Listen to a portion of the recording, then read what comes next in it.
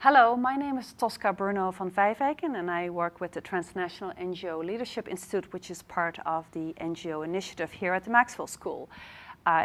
The Leadership Institute is a leadership preparedness program geared towards transnationally operating NGOs.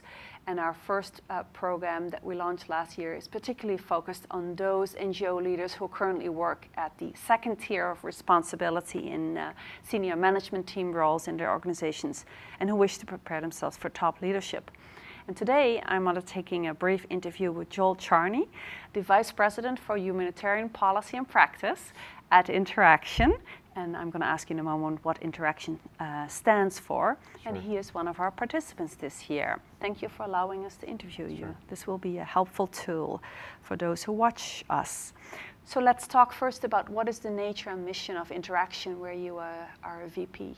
So InterAction is the alliance or membership organization of US-based international relief and development NGOs. So we have about, it fluctuates, but right now we have about between 190 and 200 members. Okay. And it's a whole range from, large multi-mandate organizations like CARE, World Vision, Oxfam, Mercy Corps, and then smaller organizations that maybe work on a single issue or are much smaller and more narrow in focus. And our role is to be the kind of convener, forum, platform for the US NGO community. Right, and your particular role is to head all the humanitarian policy and practice work? Yeah, that's right. So I supervise our unit all in now is about 13 people.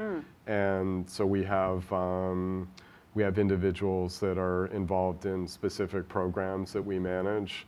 And then, again, we also have kind of a role of representing the community as it relates to humanitarian work. Right, right. Can you tell us a little bit how you got involved in what some people call transnational activism and how you over time became a leader in, and most recently a leader in InterAction?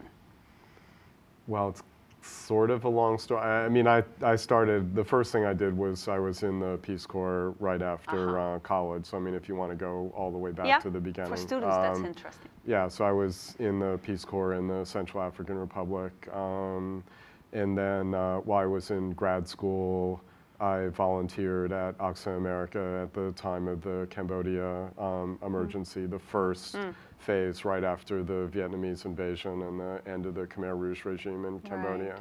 So then ended up being sent to Cambodia to work for Oxfam during the large-scale emergency response. And then, I ended up staying at Oxfam for 15 or 16 years, sort of working my way up the ladder, initially working on Southeast Asia and then later Asia programs. I did Latin America for a bit and then eventually was overseas director and policy director. And then in '96, I had the opportunity to go to Cambodia to work for 4 years with a project of the UN Development Program, really interesting project working on post-conflict development and reconstruction in Western Cambodia.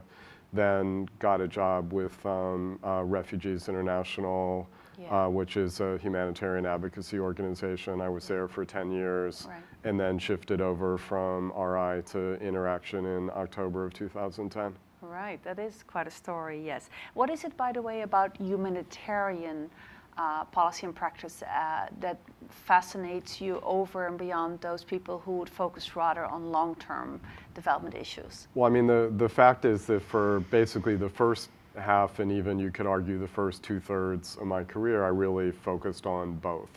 Because Oxfam America, for example, even though my initial involvement with them was in the Cambodia emergency, I later managed their long-term development programs in the Philippines, in Sri Lanka, and Vietnam, and so on. And I mean, it's sort of chance that I've ended up over the last 10 years focusing just on, I mean, it's not that I think that one's better than the other or one is more important than the other. I mean, the beauty of humanitarian is it's a little bit, it is political, it is complicated, but in a way it's a little bit cleaner because there's a general consensus that when people are really vulnerable wherever they live, we, meaning we the world, we the humanitarian community, should respond. Right. So as Ronald Reagan said in the context of the Ethiopia famine in the mid-'80s, a hungry child knows no politics. Right. And there's a general consensus even now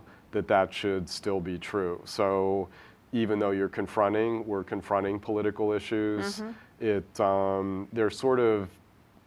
are principles and agreements to fall back on, whereas development is just inherently political from the outset because it involves such substantial and systematic change in societies to be successful. Yeah.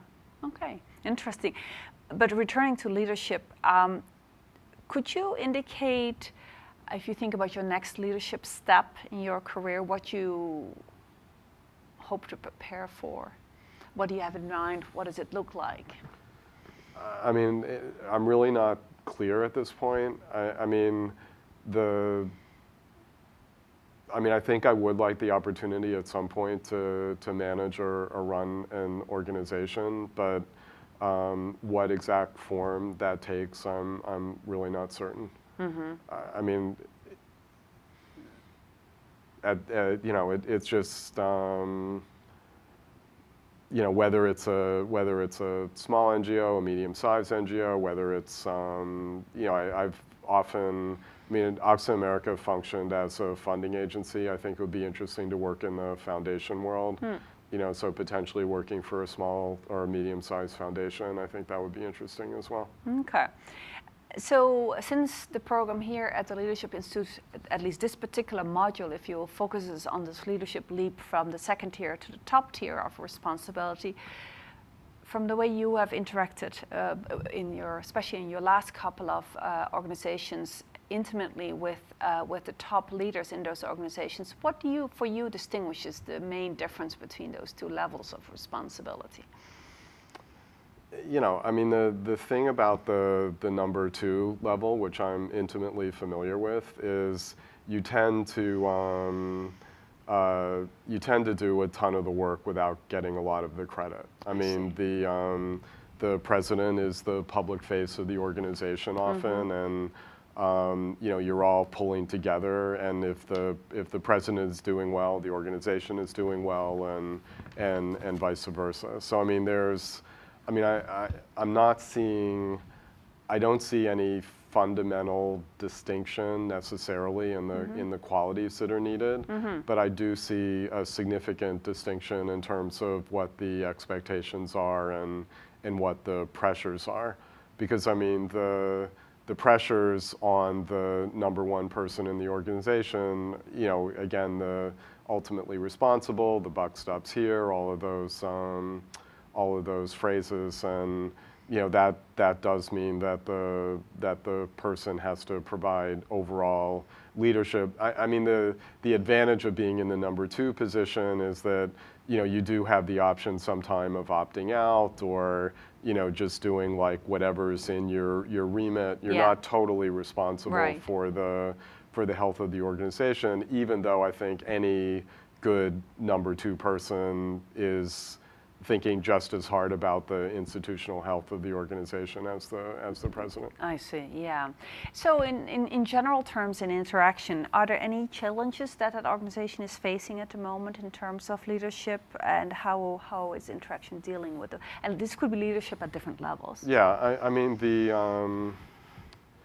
InterAction's complicated because it's a membership organization. Yeah. So lots of organizations talk about their constituencies, but our main constituency is indeed other non-governmental organizations who are our members. And some of the challenge relates to precisely providing leadership to this very disparate group of organizations, getting them on the same page. And the interesting thing about InterAction is autonomy would be too strong, but there's a fair amount of independence of each of the program areas. So even though Sam Worthington, the CEO, is the overall leader of InterAction, I am expected to lead on the humanitarian side. So it's not nowhere near as complex, But for the 20 or 25 or 30 members who really get seriously involved in emergency response,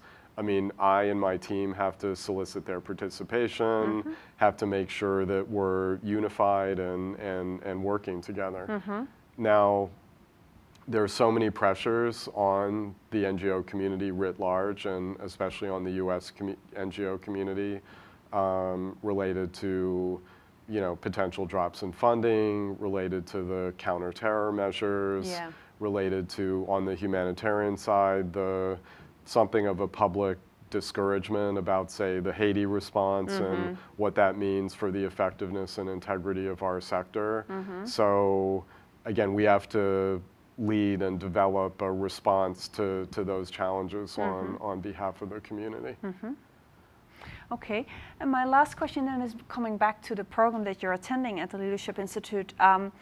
What do you hope to gain from attending the program, from participating in it, and what is, say, one or two takeaway